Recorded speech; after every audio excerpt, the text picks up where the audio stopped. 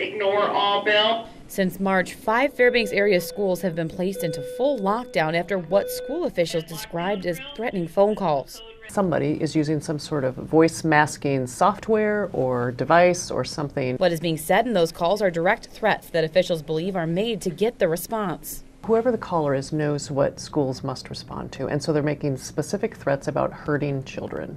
So they're using language that we have to respond to. We can't ignore.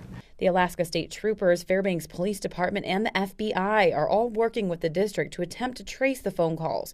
Over 400 schools across the nation have experienced these calls that law enforcement call swatting. That's sort of a hoax call to stimulate or initiate a 911 response.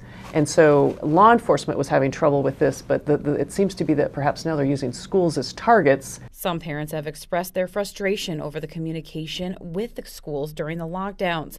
The lack of communication initially is done to protect the students inside the school. Gaborik said once police clear the building, administrators then begin the task of notifying parents.